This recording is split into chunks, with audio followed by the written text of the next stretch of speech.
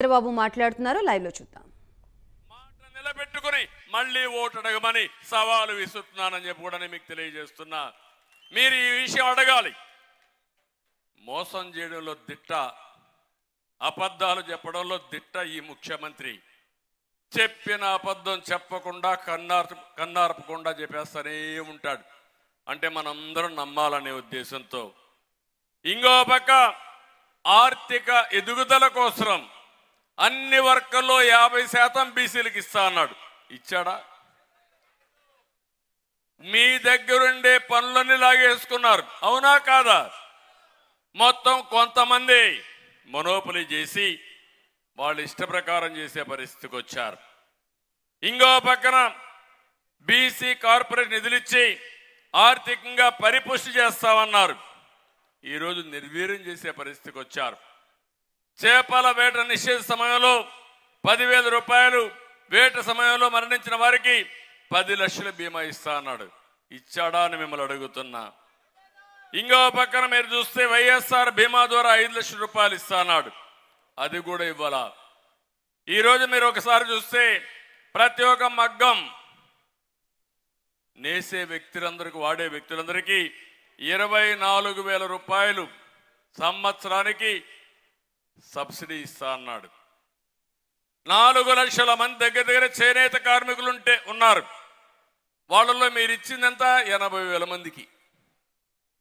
అంటే 4 లక్షల మంది ఉంటే 80,000 మందికి ఇచ్చి నా చేనేత కార్మికులకు మొత్తం ఇచ్చేశారని ఉపన్యాసాల మీద ఉపన్యాసాలు ఇస్తున్నాడు. ఈయనిచ్చేది 10% అరాకొర. అది కూడా వాళ్ళ పేపర్లో అడ్వర్టైజ్మెంట్ ఇచ్చుకోవడానికి ఈ కార్యక్రమం చేస్తూ ఉంటాడు. మీరు ఎప్పుడన్నా చూడండి, ఈ రాష్ట్రంలో కార్యక్రమాల ద్వారా బెనిఫిట్ అయ్యింది ఒక్క జగన్మోహన్ రెడ్డి కంపెనీనే. ఆ పేపర్ కంపెనీ సాక్షి టీవీ ఇవి బాగుపడ్డాయి తప్ప ఎవ్వరూ బాగుపడే పరిస్థితి లేదు. నేను అడుగుతున్నా ఇక్కడుండే మిమ్మల్ని అందరినీ, మీరు కానీ సమాజంలో ఎవరైనా సరే ఈ ప్రభుత్వం వల్ల బాగుపడిన దాఖలాలు ఉన్నాయా అని మిమ్మల్ని అడుగుతున్నా. వెనుకబడిన వర్గాల్లోనే పేదవాళ్ళు ఎక్కువగా ఉన్నారు. ఆ పేదవాళ్ళు ఆర్థికంగా చితికిపోయే పరిస్థితికి వచ్చారు. ఈరోజు ఒక్కసారి చూస్తే నిత్యావసర వస్తువుల ధరలు ఆకాశాన్ని అంటుతున్నాయి. పెట్రోల్, డీజిల్ ధరలు దేశంలో నెంబర్ 1గా తయారైనాయి. కరెంటు ఛార్జీలు పెంచుతూనే ఉన్నాడు. బుద్ధి కూడా లేకుండా, జ్ఞానం కూడా లేకుండా, ఎట్టగడతారని కూడా ఆలోచించకుండా పెంచుతూనే ఉన్నాడు. పన్నులు విపరీతంగా పెంచేశాడు. కడాన చెత్త మీద కూడా పన్నేసిన చెత్త ముఖ్యమంత్రి చరిత్రలో ఎవరున్నా ఉన్నారంటే ఇతనే.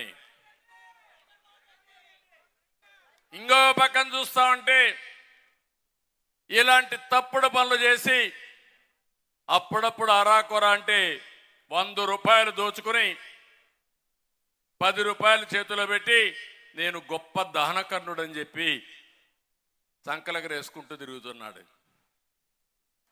అది కాదు పరిపాలన.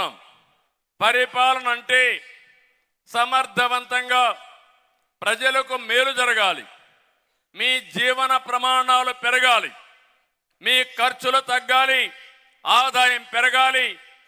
అదే సంపద సృష్టించడం. సంపద అంటే రాష్ట్రమే కాదు, ప్రతి ఒక్కరి ఆదాయం పెరిగితే, మీ జీవన ప్రమాణాలు పెరిగితే అదే నిజమైన అభివృద్ధి.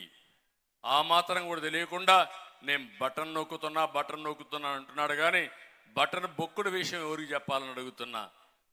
సాయంత్రం అయితే నీకెంత ఆదాయం వచ్చిందని ఆలోచిస్తున్నారు మీరు.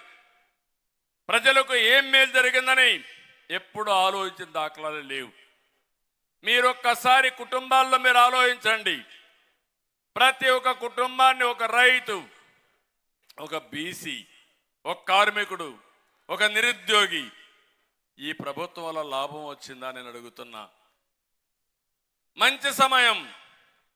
ఈరోజు ప్రపంచం అంతా టెక్నాలజీగా ఇవన్నీ వచ్చి ముందుకు పోయే సమయంలో ఇక్కడ మన రాష్ట్రంలో చూస్తా ఉంటే అదో గతిలో ముందుకు పోతున్నాం. ఇప్పుడే ఒక ఇది పెట్టారు, రాష్ట్ర సంపదన ఎంతైతే వస్తుందంటే మనకు జిఎస్డిపి అంటాం, అంత అప్పు చేసేశాడు.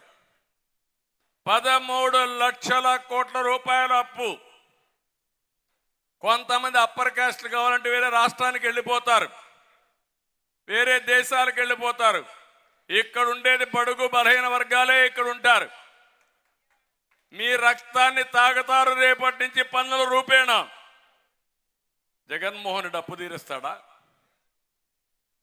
మీ పేరుతో అప్పు తెచ్చారు, రాష్ట్రం పేరుతో అప్పు తెచ్చారు. ఈ అప్పు తిరిగి కట్టాల్సింది మనమే కట్టాలి. ఈ విషయం మీరంతా గుర్తుపెట్టుకోవాల్సిన అవసరం ఉంది. దీంట్లో 13 లక్షల కోట్లలో సగం అంటే 6.5 లక్షల కోట్లు వెనుకబడిన వర్గాలే కట్టాలి తమ్ముళ్ళు. 50% జనాభా కాబట్టి మీకు న్యాయం చేయలా. 50% అప్పు మేము ఎత్తినేశాడు. అదే 6.5 లక్షల కోట్లు అని చెప్పి కూడా నేను మీకు తెలియజేస్తున్నా. ఎవరైనా మాట్లాడితే ఇంకా వాళ్ళ మీద కేసులు. ఇక్కడ ఉన్నారు, అచ్చెన్నాయుడితో బోణి చేశారు. ఆ రోజు ఫస్ట్ ఆయన్ని అరెస్ట్ చేసేశారు. అక్కడి నుంచి అందరినీ గుండె వాళ్ళందరినీ ఎవరన్నా ఉన్నారంటే అందరి మీద కేసులు. అంటే హోదాను బట్టి కేసులు పెంచారు. కాళాస్తిలో మున్రాజమ్మ పాపం ఒక కొట్టు పెట్టుకునుంది. లోకేష్ వస్తే అక్కడ పోతా ఉంటే ఆ కొట్లో స్వాగతం పలికింది. ఆవిడ చేసిన పాపం. పడ్డాడు బియ్యపు రెడ్డి. నెక్స్ట్ డే ఆవిడ షాప్ మీద. ఆ అమ్మాయి నిలబడింది, నా ప్రాణం పోయినా సరే నేను రాజీ పడను, గట్టిగా పోరాడతాను. ఒక ఆడబిడ్డ అయినా సరే గట్టిగా ఉంది. ఆ మునిరాజమ్మ గారు ఒక రజక కులానికి సంబంధించిన మహిళ. ఆ మహిళ నీతి నిజాయితీకి నేను మనస్ఫూర్తిగా అభినందన తెలియజేస్తున్నా. అది నీతి మాలిన వ్యక్తులు మీరు. నేను అడుగుతున్నా, నిన్నే 38 మందిని ఎమ్మెల్యేలు మార్చాడంట. మార్చాడు, చూసారా తమ్ముళ్ళు ఎట్ట మార్చాడో? ట్రాన్స్ఫర్లు చేశాడు. ఈ ఎమ్మెల్యే ఇక్కడి నుంచి ఈ ఊరు నుంచి ఇంకొక ఊరికి ట్రాన్స్ఫర్, ఒక జిల్లా నుంచి ఇంకొక జిల్లాకు ట్రాన్స్ఫర్ అని. అంటే మన ఇంట్లో చెత్త ఇక్కడ ఉండకూడదు కానీ పక్కన ఇంట్లో వేసేయాల. ఇది ఎక్కడ న్యాయమో నాకైతే అర్థం కావడంలా. మంత్రుల్ని ట్రాన్స్ఫర్ చేసేశాడు. ఈరోజు 38 మందిలో 25 మంది ఎవరున్నారంటే బీసీలు, ఎస్సీలు, ఎస్టీలు, మైనారిటీస్. బియ్యపు రెడ్డి మార్చలేదే కాళాస్తిలో. నీ పెద్దిరెడ్డి